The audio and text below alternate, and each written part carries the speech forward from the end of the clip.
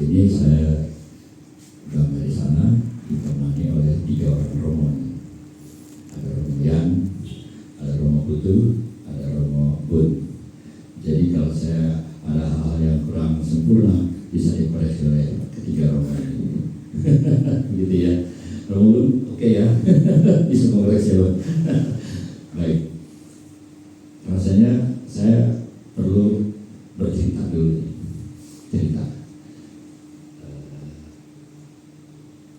Cerita ini katakanlah kalau bahasa Abrahamiknya itu perjalanan rohani. Perjalanan rohani. Ini adalah bulan Oktober tahun ke-7 saya aktif di wihara. Dimulai dulu sekitar 7 tahun lalu. Saya dalam situasi yang tidak baik-baik saja, lalu bersama istri saya itu ingin menambah wawasan, gitu ya, wawasan. Lalu kami berkunjung ke wihara Karangjati. Ceritanya seperti berkunjung ke wihara Karangjati. Berdua saya lupa tanggalnya tanggal berapa, harinya hari apa, tapi yang saya ingat bulan Oktober. Bulan Oktober. Begitu sampai di pintu gerbang, saya ketuk itu, tok. Tunggu sebentar, 5 menit, tidak ada seorang pun yang muncul. Lalu kemudian saya tunggu sebentar, nggak apa-apa, ketuk lagi aja ya. Terus kedua saya ketuk agak keras, tapi itu belum oleh saya. Apa katanya? Jangan keras-keras. Siapa tahu di dalam ada biksu sedang semadi. Ada juga yang saya kenalkan itu. Ada biksu sedang semadi. Oh iya ya. Wah sama ini repot kita kalau nggak bisa dapat ini kita nggak ketemu siapa pun begitu. Akhirnya kami tunggu 10 menit, 15 menit, tidak seorang pun yang respon. Memang taruhnya nggak ada orang lain. Ya, akhirnya kami pulang. Sudah kami biasa saja, tapi rupanya jalan saya untuk menuju wihara itu rupanya cukup baik. Kalau bisa bilang karena baik mungkin ya. Jadi sekitar November atau Desember saya lupa. Di bulan itu ada perayaan ulang tahun Gereja Banteng. Gereja Banteng. Lalu diantaranya dalam perayaan itu mengundang pembicara untuk seminar. Pada waktu itu dihadiri oleh perwakilan umat Buddha, umat Hindu dan umat Islam. Jadi ada 4. Yang hadir dari umat Buddha kebetulan Mas Bram. Wah itu dia nih, ibu di sini. Aku mau minta itu nomor HP-nya. Tapi di sana juga ada Hindu. Aku juga ingin minta. Karena saya juga ingin tahu ini. Karena saya kan Abraham ya, lalu ingin tahu yang di luar ini jadi Hindu atau Buddhis, kan gitu. Akhirnya saya dapat dari dua-duanya itu nomor HP itu. Lalu yang pertama kali saya kontak esok harinya ya yang Hindu. Beliau tinggalnya di Bantul. Tapi rupanya saya nggak memperoleh apapun dari beliau. Saya diarahkan ke tetangga desa, kata suruh ke sana, dan tetangga desanya namanya kebetulan Pak Putu juga. Tidak pernah ketemu.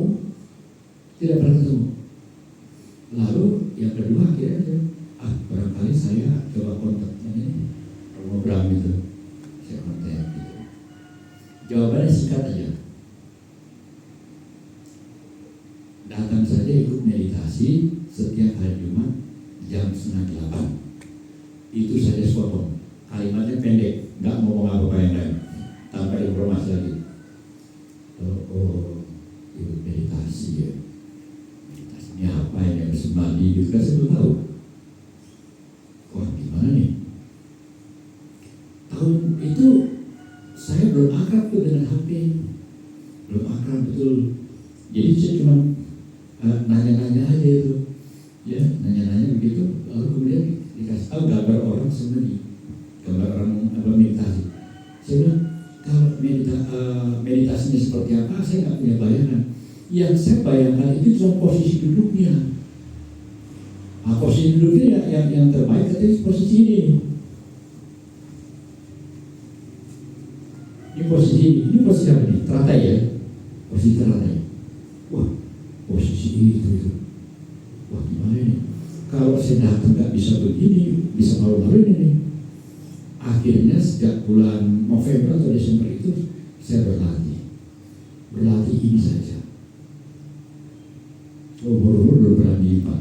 Bayangkan, lipat pertama kali jadi di sini, menjadi luar biasa. Jadi pada hari pertama saya lakukan itu nggak lebih dari 5 detik jerit saya. Lalu saya bilang gini, kamu yang punya mau, dibilang lakukan saja terus, kalau nggak bisa kesana, kamu nggak bisa komunikasi, malu-malu katanya. Aduh, lalu setelah saya pasang, aduh gimana ya sudah. Tapi tekad saya terlalu kuat, sehingga hari demi hari saya belajar. Mulai dari tadinya 5 detik, bisa meningkat sampai 1 menit. Lalu saya kemudian pasang target.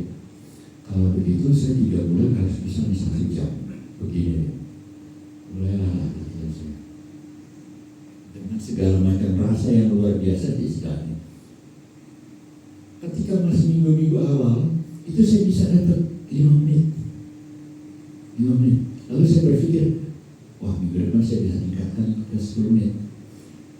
5 ke 10 masih bisa, masih oke jalan, masih bisa jalan. 10 ke 15 mulai agak menjadi luar biasa. Tapi coba terus mempertahankan tekad itu. Tapi itu akhirnya bisa. 15 dan 20 masih juga bisa. Tapi 25 selesai saya, nggak kuat. Panjang sekali saya berusaha untuk angka 25, panjang sekali. Tapi memang akhirnya mendekati ke 3 bulan, saya bisa ke titik angka 30 menit. Saya membayangkan meditasi harus 1 jam, 30 menit, 30 menit, 3 bulan. Kapan 1 jamnya, kapan saya meditasinya. Akhirnya saya coba menawar dalam batin saya, dari nekat aja datang 30 menit, nggak apa-apa deh. Yang penting bisa, nah di sana saya nawar gitu. Akhirnya begitu selesai 30 menit bisa, 3 bulan kemudian sekitar bulan April, datanglah saya ke Wihara, ikut Jumat itu. Yang saya ketemu di luar pertama kali Mas Bimo. Lalu kemudian dia ngajak masuk, sama-sama kita di sana. Tiba saatnya meditasi. Apa yang terjadi? Saya terpana, saya tidak seorang pun begini. Jadi 3 bulan aku latihan ternyata nggak juga ya. Waduh, mantap ini. mantap. Tapi nggak apa-apa. Akhirnya di sana saya ikut meditasi dan saya akhirnya mulai di sana akhirnya jalan ke arah saya akrab dengan Wihara menjadi lebih dekat. Kenapa? Di sana rupanya ada seorang anak muda yang membantu melayani saya. Bapak kalau ingin mengenal Buddhis, coba Bapak ikut puja bakti tiap hari Rabu Pak. Dia kasih tahu tiap hari Rabu. Bapak satu lengan. Siapa yang punya? Oh iya. Bapak ikut tanya. Mas Kutok namanya. Mas Kutok. Ada Mas Kutok sini. Mas Kutok. Saya punya kesan yang baik dengan dia. Dia memberi jalan saya baik. Dan saya punya kesan yang baik dengan dia. Pak, nanti di rumah bawa ini buku puja bakti, pelajari aja. Satu saya bawa bilang. Tapi dari Mas Kutot juga saya dapat pengalaman bagus. Tepat pada saat istri saya meninggal, dia satu-satunya orang yang ada di rumah sakit dari Umat Buddha. Persis istri saya meninggal. Jadi dia ikut menemani saya di kamar jenazah, bahkan sampai istri saya meninggal di rumah sakit di sini nih, yang di Rembut Utara itu. Saya lupa namanya, rumah sakit apa? Bukan Pak, rumah sakit apa ya? Hermina. Hermina di sana. Pada saat itu dia muncul Pak, Saya kan mau ke daftar mau bayar administrasi. Pak, mau daftar apa Pak? Ini saya juga kaget dia. Jadi akhirnya dia menemani saya juga ke saudara jenazah, menemani saya juga ke akhirnya dari Hermina kan jenazahnya dirawat di rumah sakit Patinegro, dimandikan dan seterusnya. Di Hermina nggak ada. Akhirnya saya berpisah dengan dia karena malam itu juga jenazah saya dibawa ke Purworejo. Seperti itu. Jadi itu dua hal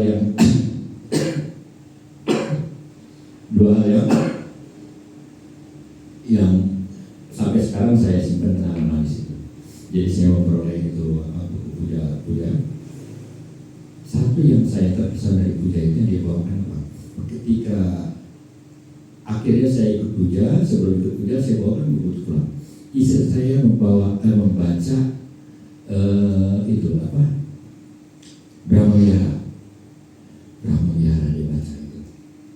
Di bagian terakhir yang UPK, setiap makhluk adalah bentuk perbuatan spirit dan seterusnya. Di situ rupanya menyentuh dia hafalin itu. Itu kata-kata sekitar bulan-bulan menjelang dia ada. Seperti itu. Akhirnya saya ikut puja bakti seorang diri juga karena istri saya nggak sanggup juga karena punya hambatan dengan istri lutut juga. Dan tadi saya nggak bisa memakara karena apa? Saya punya masalah dengan tulang punggung, punya masalah dengan kaki yang sebelah kiri, dan akhirnya saya nggak bisa memakara seperti itu. Jadi saya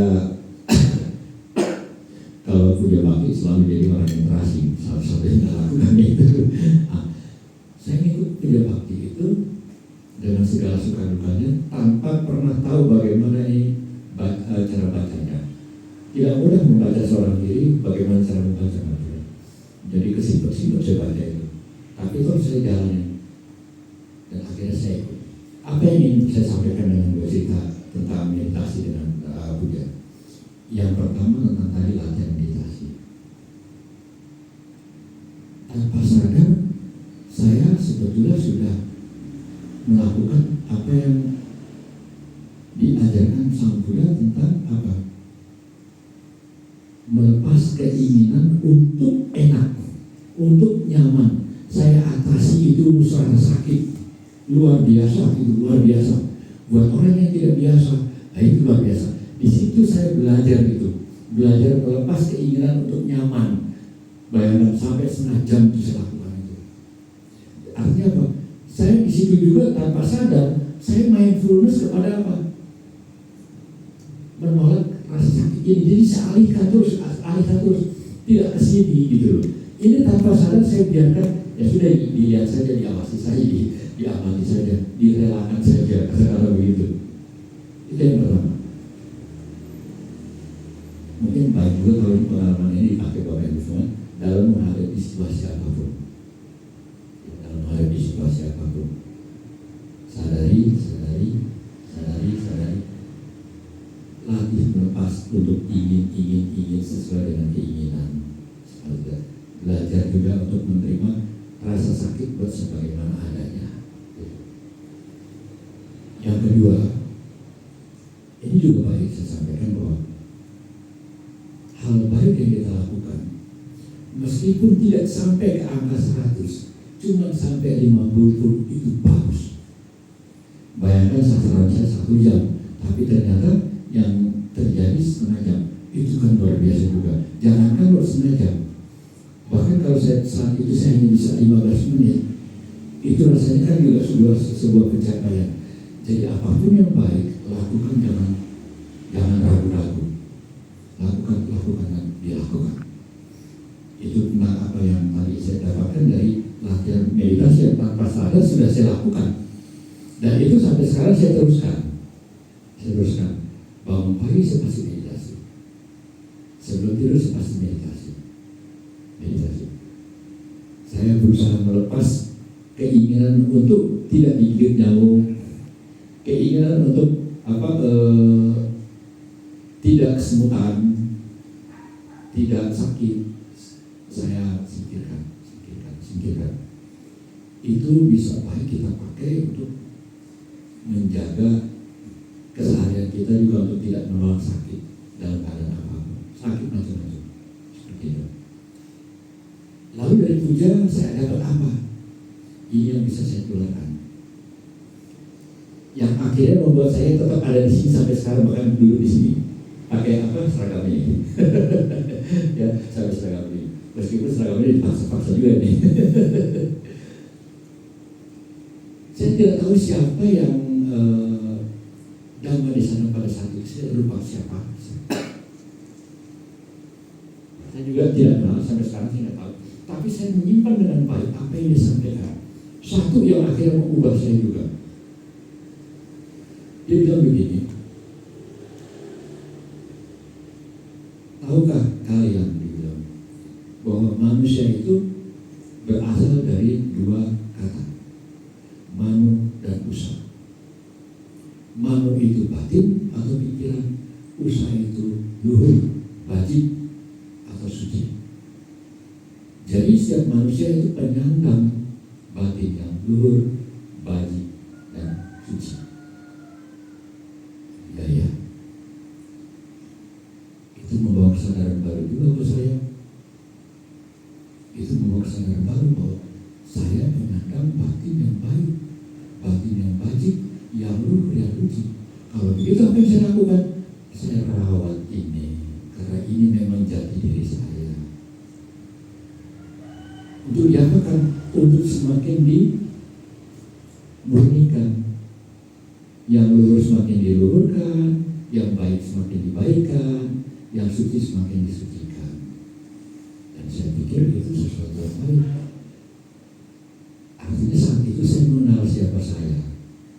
Jadi Bapak Ibu semua juga rasanya juga harus mulai mengenali bahwa kita itu pemilik, penyandang batin yang baik, yang wajib dan suci.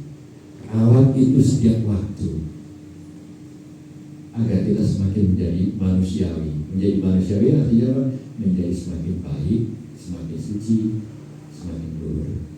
Itu yang menggoda saya akhirnya tetap ada di jalan ini.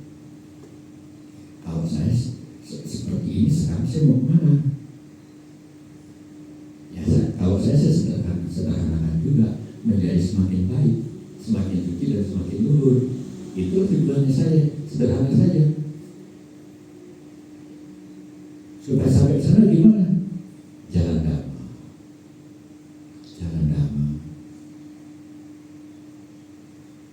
Jalan damai yang saya ingin ambil itu yang wadah patimokkha. Ya. Tidak melakukan perbuatan buruk, perbanyak kebaikan dan sucikan pikiran. Itu saja. Itu sederhana. Lalu sekarang persoalannya, apa sih yang disucikan? Pengotornya. Pengotornya apa? Kilesa. Dosa, loba, moha. Nah, saya ini tiga ini juga bagus juga nih. Saya sering, karena lingkungan saya lingkungan heterogen, maka saya sering bicara ini nih.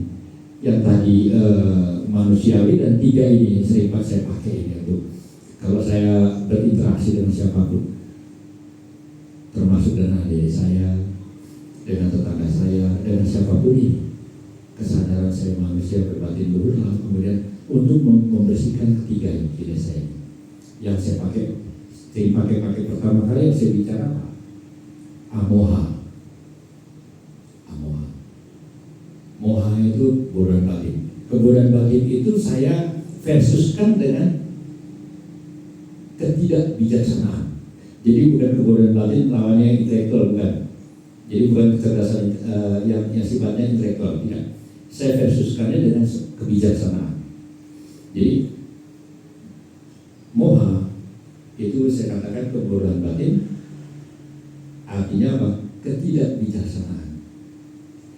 Ini kalau di Abraham lebih mudah ditangkap. Sekarang pertanyaannya, apa sih ketidakbijaksanaan? Saya ambil juga yang paling familiar juga, tidak realistis, enggak yang lain-lain, itu saja. Ini paling mudah diterima banyak orang, realistis. Jadi saya mengambil moha mau itu realistis. Saya ambil sederhana aja. Apa sih yang dimaksud tidak realistis? Yang realistis, yang tidak realistis. Saya memaknainya begini.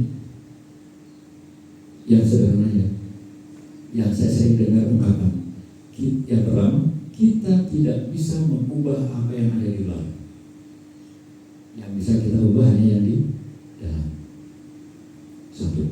Kedua, yang saya sering dengar Bante omong, Bante tanya, kita tidak bisa memaksa orang berbuat baik. Yang kita bisa paksa hanyalah diri sendiri. Itulah realistis. Kita tidak memaksakan kemauan kita. Sangat sederhana dia sambil. Jadi mengharap kepada apapun yang di luar kita itu sebagai sesuatu yang tidak realistis. Saya lihat sangat sederhana. Saya mulai dengan itu saja. Dan ini yang saya ingin suarakan. Saya beberapa hari ngobrol dengan seorang pendeta. Pendeta itu rupanya dia punya usaha catering. Satu kali saya kan berkunjung ke rumah saya.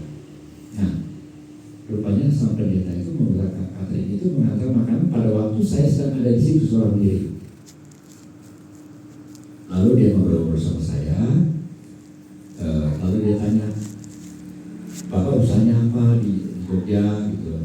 Saya cerita saya usaha mie, lalu dia tertarik untuk punya keterampilan tinggi. Setelah dia dengar selesai, Pak rasanya kami ingin dapat ilmu lah, jadi Pak ada begitu. Ilmu apa ya silah. Ayo saya singgung masalah ini nih, soal realistis ini, realistis. Nampaknya itu membuatnya juga sedikit terbuka. Contohnya apa realistis? Begini Pak juga. Contohnya Pak sederhana. Jalanan itu macet dan lancar itu adalah dua hal yang pasti terjadi. Tidak realistis kalau kita mengharapkan lancar. Jadi artinya apa? Macet dan lancar itu adalah kondisi yang mungkin saja terjadi. Lalu sikap kita bagaimana? Menerima apa adanya. Tidak memaksakan kehendak atau keinginan kita untuk maunya lancar. Ada bahaya di sana. Ya, ketika kita macet lalu kemudian kita menginginkan supaya nggak macet, kita di situ sudah mulai merasa apa? Membangunkan, memicu rasa tidak suka. Lalu kita kemudian ekspresi itu macam-macam, klakson sana sini, klakson sana sini. Yang kalau nggak direspon asal orang lain, akhirnya apa? Tambah double kita punya apa? Beban kita, ketidaksukaan kita. Ya kan begitu. Iya benar itu. Itu tidak realistis Pak bertindak seperti itu. Iya, karena apa? Kita tidak bisa memaksa orang berbuat baik. Kita tidak bisa memaksa mengubah untuk lancar. Itu di luar kendali kita. Lalu kemudian bagaimana kalau misalnya di tempat macet itu ada orang yang berlaku menyenangkan dan tidak menyenangkan? Itu pun realita. Di sekeliling kita itu banyak orang punya harapan-harapan, kesulitan-kesulitan yang beragam juga, punya kepentingan berbeda. Sehingga apa yang kita hadapi juga sehingga ada yang menyenangkan, ada yang tidak menyenangkan. Terutama apalagi di situasi macet. Ada yang motong jalan kita, ada yang memklakson kita dari belakang, macam-macam. Apa sikap kita? Realistis memang itu adalah keadaan yang memang harus kita hadapi. Jangan munculkan ketidaksukaan. Itu berbahaya. Karena kalau sampai berbahaya seperti itu, lalu kita mulai menyiksa kembali pikiran kita. Kita berkemungkinan berkonflik. Kalau kita sudah berkonflik sama orang, kesulitan tambah lagi. Batin kita makin susah. Iya kalau kita menang, kalau kalah nambah di sini. Jadi pulangnya itu membawa 1000 macam kesusahan baru. Dan rupanya itu melahirkan kemudian berdagang juga begitu Pak. Menginginkan terus untung itu keliru saya bilang. Namanya dagang kalau nggak untung ya rugi. Jangan mau yang untung terus. Wajar kalau kita ingin untung, tapi ketika mengalami kerugian, hati-hati. Itu adalah keadaan yang mungkin saja terjadi. Tidak ada yang kekal. Baik dan buruk itu silih berganti. pakai untuk memotivasi seperti itu. Jadi ya kemudian rupanya ini efektif untuk bisa kita membangkitkan rasa setiap kali kita berhadapan dengan situasi sulit. Ya, situasi sulit itu banyak istri kita. Marilah kita sama-sama realistis gitu. Ya.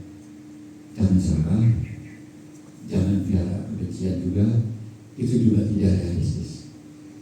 Tidak ada semua hal yang bisa kita raih dengan memuaskan, tidak seperti itu. Jadi jangan dicari kepuasannya, realistis. Jangan dirawat kebenciannya, realistis juga. Nah, satu yang ingin saya sampaikan lagi, apa yang istri saya itu baca itu, UPK itu, UPK. Setiap makhluk adalah pemilik perbuatan sendiri. Jadi artinya apa? Seperti yang tadi saya katakan, kita tidak bisa membawa orang. Ini pemahaman yang UPK tadi membantu kita untuk juga paham bahwa baik atau buruk pilihan orang itu adalah risiko diri sendiri, bukan risiko kita. Jadi kita tidak bisa memaksakan kehendak atau kemauan kita. Kita hanya perlu menjaga dan merawat sisi kita, bahwa kita adalah pemilik batin yang utuh. Seperti itu. Tadi karena yang kita sudah baca sama-sama. Saya tertarik dengan ungkapan-ungkapan itu. Itulah yang harusnya kita jadikan semacam patokan dalam kita menjadi semakin manusiawi. Ya, kalau dalam drama wiharanya yang saya seringkali akhirnya mengubah saya juga itu tentang ini sampai karuna itu yang akhirnya saya banyak berubah jadi karuna. Berubahnya apa? Saya kalau misalnya di jalan saja gitu, kalau ada yang meminta, dulu saya selalu berpikir kalau saya kasih kan dia manja. Begitu pun kalau orang minta, kalau saya kasih dia begini, kalau saya kasih begini. Sekarang saya nggak begitu. Keputusan dia menjadi apa itu keputusan dia. Sekarang dia minta tak kasih kalau punya. Itu saya ambil keputusan begitu. Jadi sekarang saya tetap pakai UPK tadi. Dia mau jadi apa itu semuanya berpulang kepada dia. Yang pasti dia saat ini minta kepada saya. Jadi kalau saya punya saya kasih. Begitu saja. Jadi itu yang saya lakukan. Maka saya nggak pernah lagi kalau di jalanan itu ada orang minta pengemis, saya nggak lagi berpikir bahwa dia di rumahnya itu mungkin malah seorang miliarder. Nggak berpikir lagi itu. Itu tanggung jawab dia. Yang saya tahu bahwa dia meminta dari saya, ya sudah saya kasih saja. Bersih gitu. Jadi bersih, kita nggak dibebani apa-apa. Dan itu kan latihan melepas ya. Latihan melepas, dan itu yang saya lakukan. Tentang dia mau jadi apa, dia mau miliarder atau apa, itu semuanya tentang dia, bukan tentang saya. Kalau saya hanya perlu merawat sisi saya, yaitu apa? Saya adalah pemilik batin yang luhur, yang suci, yang terjaga ucapan, tindakan dan pikiran. Itu saja. Sangat-sangat saya sederhanakan. Enggak muluk-muluk, enggak jauh-jauh, yang mudah diterjemahkan di dalam pergaulan sehari-hari saya. Itu yang saya sampaikan. Lalu kemudian meditasi. Saya tadi mengatakan saya setiap hari lakukan itu. Saya mungkin boleh mengajak kita semua lakukanlah. Ini yang seringkali kita dengar, selalu ada alasan untuk tidak lakukan. Lakukanlah, meskipun hanya seperempat jam lakukan. Tapi lakukan bukan lakukan dalam pengertian ini apa sebenarnya rutinitas, bukan mindfulness lah gitu loh. Saya ingin meditasi, saya ingin memang meditasi, selesai itu. Jadi mindfulness saja. Di tekad juga mindfulness. Bukan karena apa ajaran, bukan. Tapi saya memang ini saya butuh untuk pengembangan batin saya. Lakukan, tingkatkan terus, dirawat itu, supaya kita selalu memiliki kewaspadaan. Tidak ada meditasi yang sia-sia, tidak ada. Hasilnya ada. Mungkin selama meditasi kita mindfulness-nya itu cuma 3 titik. Pertama masih di sini, terus detik-detik berikutnya dia lari sana lari, kebaca lagi, lari lagi, kebaca lagi. Menarik kembali ini yang punya nilai. Menarik kembalinya ini yang punya nilai. Karena apa? Ini kita kesadaran kita sebagai manusia berhadapan dengan situasi sekitar kita, timbul keinginan ketidaksukaan atau kesalahan, kita tarik. Hei, kita manusia. Mari kita menjadi semakin manusiawi, kita tarik situ.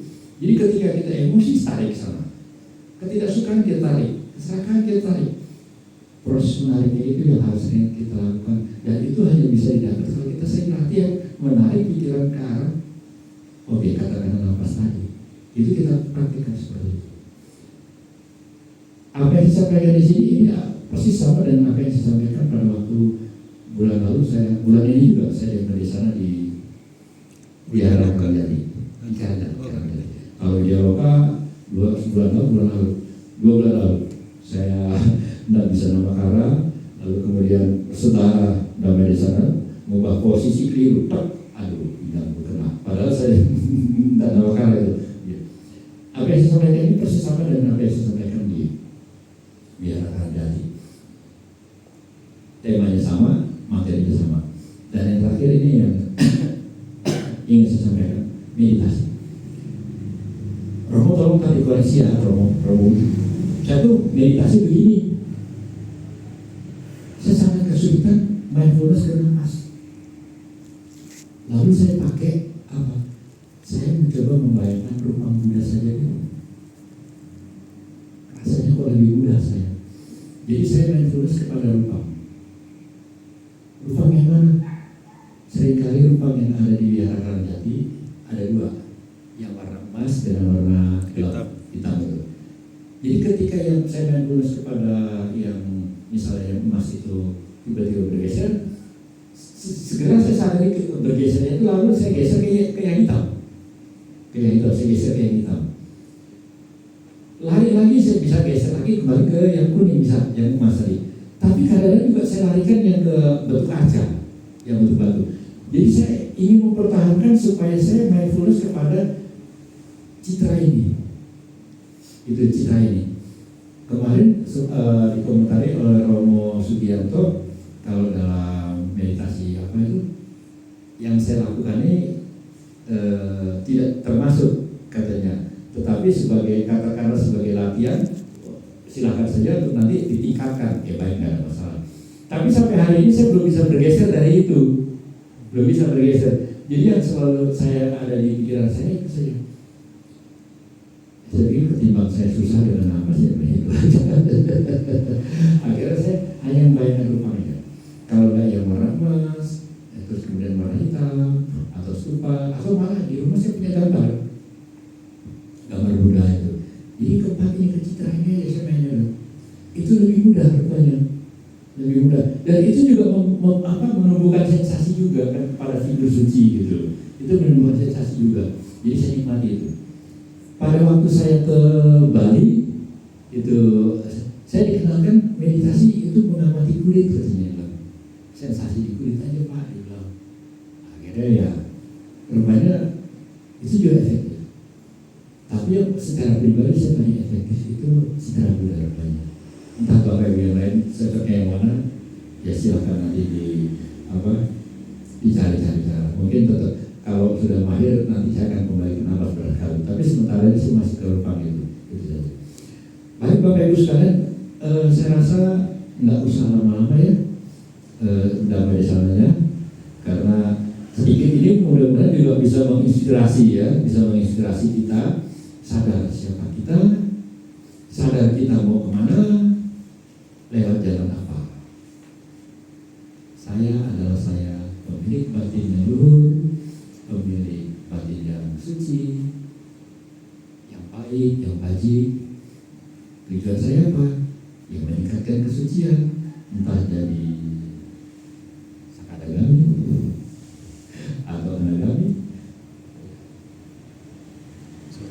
Itu kemungkinan yang bisa kita capai kan, bahkan sampai arah itu. Nah, sementara saja kita, yang kita landing, yang level itu saja, itu sudah sangat baik ketimbang tidak lakukan. Yang ketimbang tidak lakukan, lalu kemudian kita malah bingung memilih apa yang harus kita lakukan. Saya rasa itu saja dulu. Barangkali saya ingin dapat komentar dari Romo ya. Apa? Ada apa yang disampaikan oleh Romo Gatot ini sangat menginspirasi ya, terutama bagi saya yang sudah mengenal Buddha Dhamma duluan, karena waktu saya berkenalan memang jauh lebih tidak seberat seperti yang dialami oleh Romo Gatot. Oh gitu ya. Jadi sangat menginspirasi bahwa ya saya harus berjuang lebih baik lagi ke depan. Oke, itu saja. Romo Buddha, ada yang ingin disampaikan karena koreksi juga kan tadi? Cukup. Saya dengan cepat kali Gitu. Romo Buddha, gimana Romo Buddha? Ada yang bisa dikoreksi saya punya? Barangkali ada dikoreksi? Iya baik. Ini. Kak mungkin ini. Enggak, sementara umat kalau keberatan nggak usah. Enggak apa-apa. Nggak apa-apa. Saya yang maksud ya. Nggak apa-apa. Lalu kabelnya nggak nyambung. Memperkaya. Ya baik, sebelumnya mohon maaf khususnya untuk Romo Gatot ya. Bukannya mengoreksi tapi ya apa ya? Ya membetulkan juga. Oh, ya. Enggak, tapi memberikan perbandingan saja. Ya. Berikan perbandingan. Soal materi ini sudah disampaikan oleh Romo. Ya. Yang pertama mengenai definisi. Ada 3 hal yang ingin saya bahas tadi. Yang pertama tadi Romo Gatot mantap menjadi Buddhis karena mendengar manusia berasal dari 2 kata mano dan usa. Betul, ya. itu tidak salah. Tapi ketika menjelaskan itu menjadi tidak benar. Oh begitu. Ya, apa yang disampaikan Romo Gatot tadi bahwa manusia itu adalah katakanlah pewaris kebajikan katanya, atau yang mengemban kebajikan. Itu nggak salah, tapi betul. Tapi itu tidak berasal atau diuraikan dari mano dan usa. Itu mano dan isa. Oh. SSS, Oh, ya. ISSA. Oh gitu. Nah, kalau manusia itu berasal dari 2 kata, mano dan isa, ya penjelasannya yang sudah disampaikan Romo Gatot. Oh gitu. Tapi kalau manusia berasal dari 2 kata, mano dan usa. Usa itu bukan kesucian. Oh. Usa itu kemampuan untuk mengembangkan menjadi lebih baik. Oh. Jadi manusia kalau diuraikan berdasarkan etimologinya mano dan usa, penjelasannya adalah makhluk hidup yang seharusnya mampu mengembangkan kualitas hidupnya menjadi semakin baik. Lepas dari suci dan suci. Ya. Lepas mampu mempertahankan kesucian atau tidak mampu, kan itu nggak penting. Yang penting itu mampu meningkatkan kualitas hidup, itu mano usa. Tapi kalau mano isa, iya yang disampaikan itu aja ya. Kemudian yang kedua, yang kedua tadi tentang apa tadi, ketidakbijaksanaan atau moha. Ya, saya tidak mempermasalahkan itu atau tidak, tetapi ketika Romo Gatot mendefinisikan moha adalah ketidakbijaksanaan, bukan. Moha itu dablek kalau bahasa Jawa ini, keras kepala, kepala batu, sudah tanpa penjelasan apa-apa. Moha adalah keras kepala, moha adalah dablek, moha adalah kepala batu. Penjelasannya ya yang diuraikan tadi. Yang diuraikan tadi penjelasannya. Tetapi ketidakkebijaksanaan itu bukan pengertian dari moha. Oh, bukan. Moha itu ndablek, Hmm. keras kepala, Ya, ya. keras kepala gitu ya. Atau sebenarnya ada istilah asing yang istilah komunikasi yang Dungu. sangat tepat. Dungu kali ya. Oh bukan, kalau dungu itu memang nggak ngerti apa-apa. Moha itu sebenarnya ngerti, Oh. tapi Ndablek ya? nggak mau berubah. Iya, iya. Sebenarnya ngerti merokok itu nggak baik seperti saya semua. Merokok itu nggak baik. Ya, tapi uang saya nyatanya nggak bisa lepas sampai Nah, sekarang loh. koreksinya bagus ya. Jadi beruntung saya didampingi 3 orang Romo ini. Ya itu saja ya. Jadi moha itu ya mohon lain kali. Moha itu bukan ketidakbijaksanaan. Penjelasannya memang kurang bijaksana, tidak bijaksana. Penjelasannya. Tapi moha, Artinya. moha itu artinya yang dimaksud moha Ya. itu ndablek. Iya. Itu Kalau- istilahnya orang Jawa. kalau- Orang Jawa itu ndablek itu nggak mau berubah. Pokoknya ya. Salah Pokoknya aku ngente. Salah satu Pokoknya contohnya ya. ketidakbijaksanaan gitu kan. Iya, gitu itu ya. dalam Dalam pengertian. Kemudian yang terakhir saja. Ya. Oh, yang terakhir tadi apa? Oh, ada satu lagi. Karuna. Ya. Kalau Pak Karuna tadi Bapak kan Romo. Pokoknya saya memberi ya sudah memberi. Ya. Saya memberi. Ya. Itu memberi yang tanpa pengertian. Oh. Yang tanpa pengertian. Tapi nggak salah, penjelasannya nggak salah. Hmm. Romo Gatot menjelaskan karuna itu pokoknya ada orang minta. Orang minta kewajibannya diberi, orang minta. Orang nangis kewajibannya yang dineng-neng.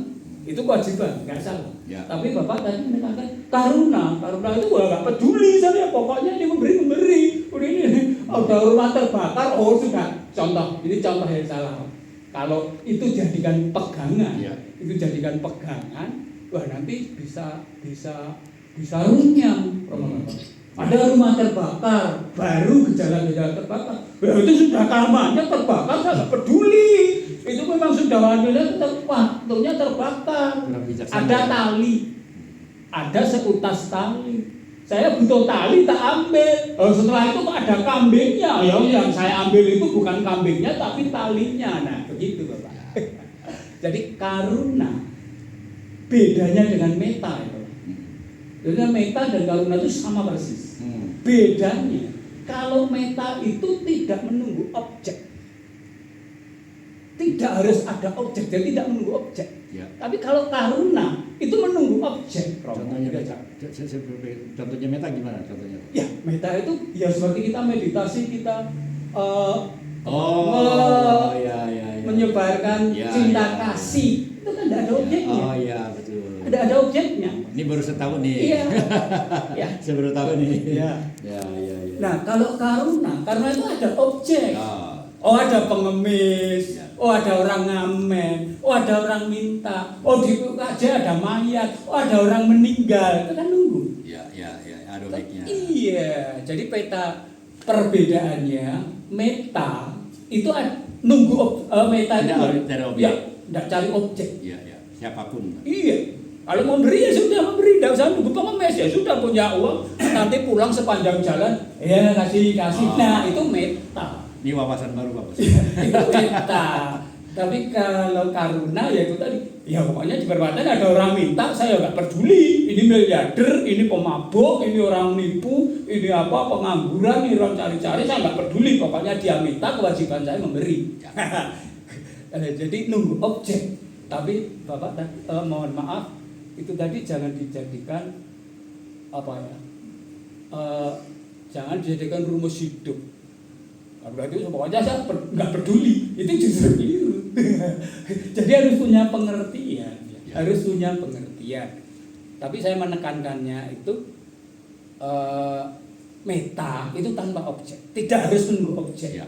Kalau karuna itu memang nunggu objek, ya nunggu objek hanya begitu.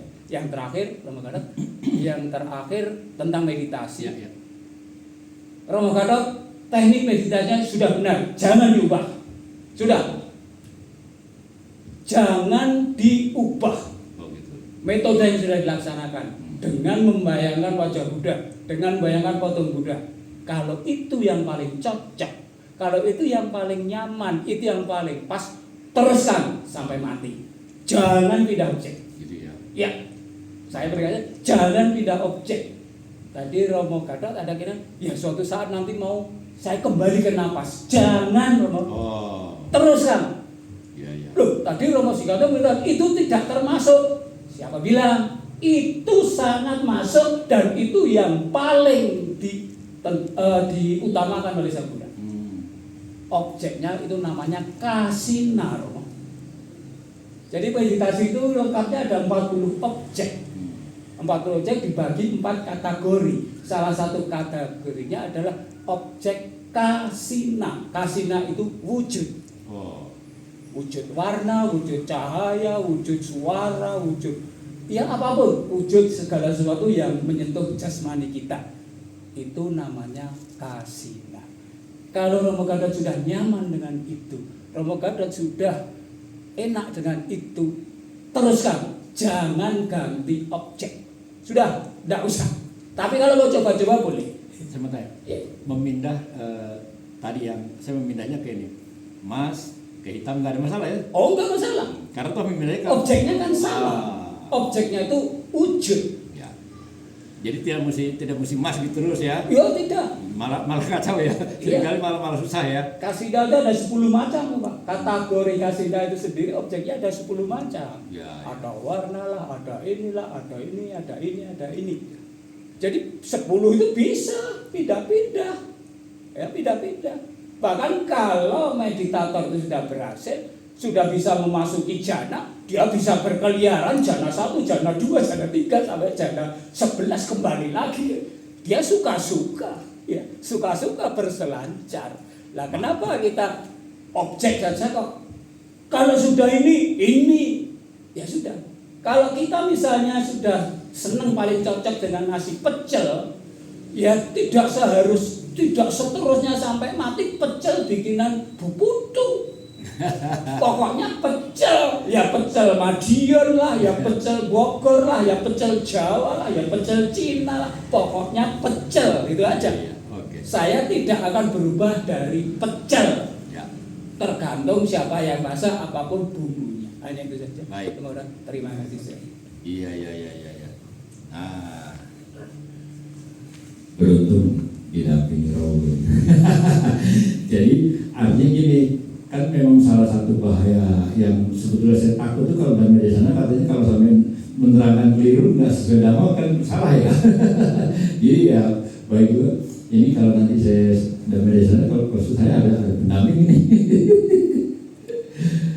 Baik Bapak Ibu, mari sama-sama kita rangkum kita akhiri damai di sana ini. Kita ucapkan